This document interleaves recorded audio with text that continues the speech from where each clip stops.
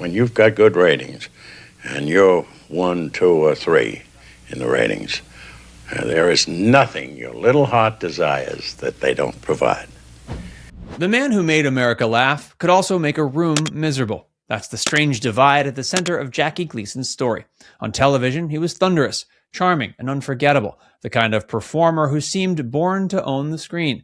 He turned Ralph Kramden into a cultural fixture and made working-class frustration funny without draining it of heart. But away from the spotlight, the stories told by family members, co-stars, and people in his orbit describe someone much harder to live with. Proud, impulsive, controlling, and often ruled by appetite and ego. The public saw the bluster and brilliance. The private world saw the cost of it. So, as we get into what Jackie Gleason was really like behind the camera, tell us in the comments what matters more to you when judging a star like this: the work they gave the world or the way they treated the people around them. Head start. My father disappeared when I was about 7 years old, never to show up again. And my mother died when I was quite young. And I didn't start school till I was 8 years old, because I had a brother who died when he was 14.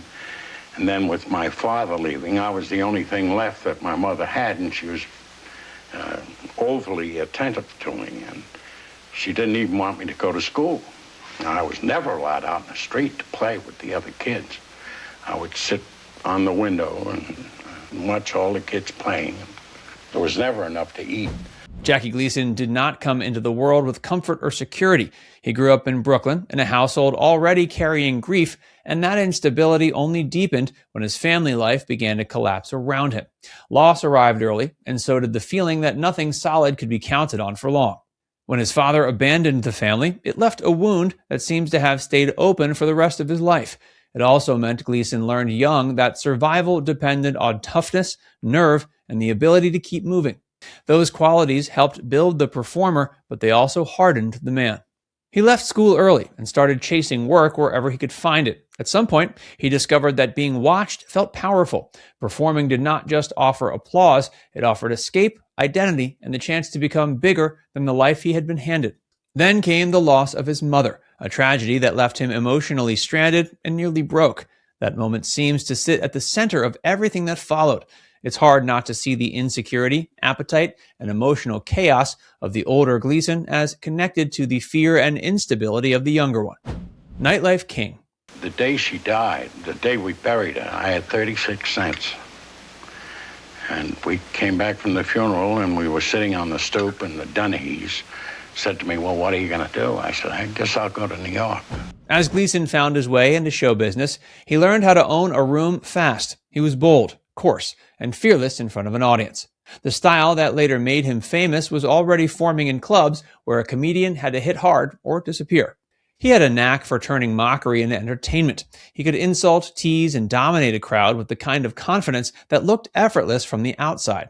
That brassy energy helped him rise, but it also encouraged the sense that he could get away with almost anything. There were also long-running accusations that he borrowed from other people too freely. Stories about lifted material and undercredited collaborators became part of his reputation. Whether in comedy or later in music, Gleason often seemed happy to stand in the spotlight while others did more of the unseen labor than he let on. At the same time, success fed another side of him. He liked the party, the money, the attention, and the spectacle of excess. He spent freely, drank heavily, and built a life that seemed to run on appetite. The larger his fame became, the more those habits looked less like celebration and more like part of his nature. Marriage mess. How does it feel, Mrs. Gleason, to be once again in the limelight? I'm very happy to be Mrs. Gleason. Very good. That's nice. You got a nice start going for you there. The same restless energy that made Gleason exciting on stage made him unreliable at home. He married Genevieve Halford and started a family, but domestic life never settled him the way some people may have hoped. Stability was not his strong suit. The marriage lurched through separations, reconciliations, and repeated disappointment. Halford wanted something steadier, but Gleason kept circling back to nightlife, freedom, and other women. The home he helped create never seems to have felt calm for very long.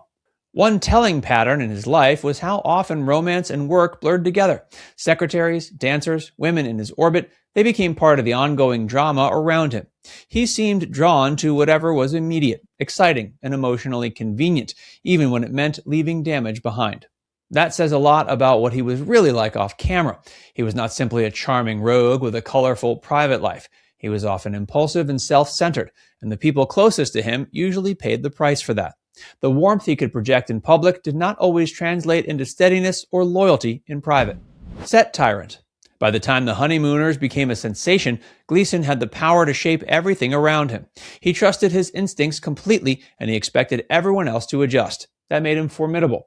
It also made him hard to work with. His dislike of rehearsal became legendary. Gleason preferred to glance at the script, let others do the preparation, and then arrive ready to perform with raw spontaneity. He believed that kept reactions fresh. For his co-stars, it often meant stress, uncertainty, and the feeling of being thrown into the deep end. Audrey Meadows felt that pressure right away, and Art Carney dealt with a different problem. Gleason clearly respected Carney's brilliance, but he also seems to have been threatened by it. Admiration and jealousy lived side by side, which created tension in one of television's greatest partnerships. He also liked status and control in ways that were hard to miss. He wanted special treatment, wielded authority freely, and made it clear that the production revolved around him. Yet this is where the contradiction becomes most obvious. The same stubborn confidence that made him difficult also gave his performances their spark. He could be maddening in the room and electric on camera. The real Ralph. All these characters, I saw the piece that Morley Safer did with you on 60 Minutes. All the characters you do, from Ralph Kramden to Joe the bartender to the poor soul, really came out of your background in the early years in Brooklyn, didn't they? Well, yes, the Honeymooners especially, because there were 1,000 Nortons and 1,000 Kramdens. What made Gleason such a powerful comic performer was not just noise or ego, it was his understanding of frustration. Ralph Kramden was funny because he was blustery and foolish, but also because he was disappointed, ambitious, and painfully human. Gleason understood that from the inside. He put working-class strain into the character because he knew that world firsthand. The threadbare Brooklyn setting, the cramped apartment, the feeling of wanting more while knowing life kept saying no, all that came from somewhere real. Ralph was broad comedy, but he was also personal. That's why the character still lands. Underneath the shouting and the catchphrases, Ralph was a man always trying to prove himself and usually falling short. Gleason knew how to play that because he seems to have lived with that tension himself, even at the height of success. So what was Jackie Gleason really like behind the camera? He was brilliant, insecure, funny, controlling, wounded, and often unfair. He could create comedy that felt warm and familiar while living in a way that was anything but easy for the people around him. That clash between genius and difficulty is probably the truest portrait of him. Now it's time to hear from you. After hearing what Jackie Gleason may have really been like off camera, does it change the way you watch him? Or can you still separate the performer from the person? Let us know in the comment section below.